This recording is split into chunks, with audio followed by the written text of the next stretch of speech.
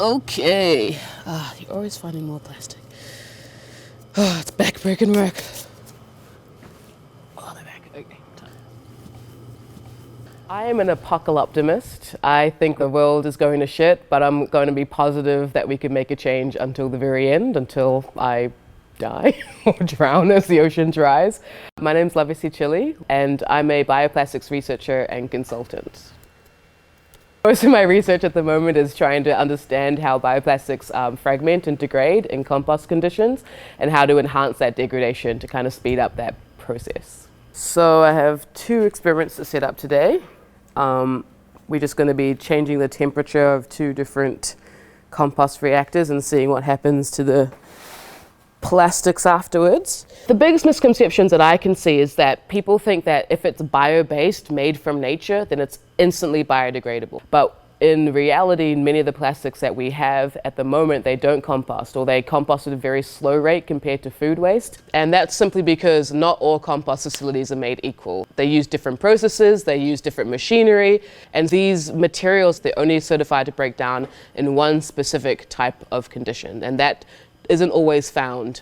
With many facilities, because they can't tell the difference between a compostable plastic and a conventional plastic, if you put compostable plastics in your compost bin, they will be screened out with all the other plastics before even reaching the compost pile. And all of that plastic will be sent to the landfill. Landfills are designed so nothing degrades inside of them. On a good day, they're a time capsule for trash.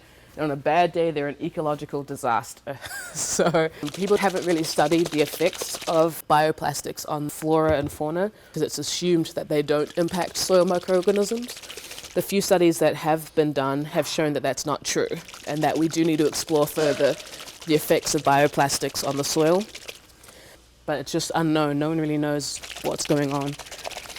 There's been lots of countries around the world, like the EU, like a few big policymaker groups have been saying that because we don't have the right infrastructure, we should stop using biodegradable and compostable materials, which I don't think is the right solution to that problem. I think the solution is to create the different infrastructure that we need to make sure that these materials circulate within our system appropriately.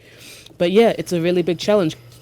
What are you pulling out right now? It's a compostable cutlery. It's made of crystalline, high heat stable PLA.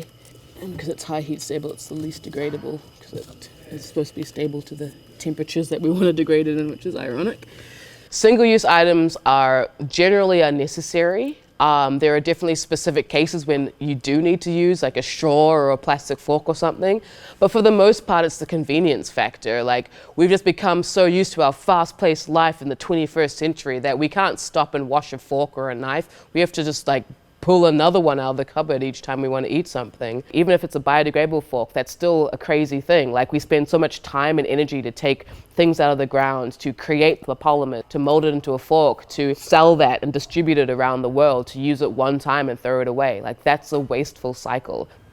We can live on this planet without destroying it, at the same time as still having all of our phones and our cameras. And it doesn't mean getting rid of all plastics. It doesn't mean getting rid of all petroleum-based plastics and switching over to bio-based plastic. It means thinking critically about how we use plastics. Do we need this? Why are we using it? Being much more conscious of the choices that we make, because we all make choices, but in the end, our choices make us. And so if we want to be sustainable, we have to choose that every time that we can. Nobody is going to be perfect. The people who are fully zero waste, walking down the street with just infinity jars all the time, it's not how we can all live, but we can, in each situation, we can try our best to be as sustainable as possible. Just take some creative thinking and a willingness to kind of go against the grain and start something new.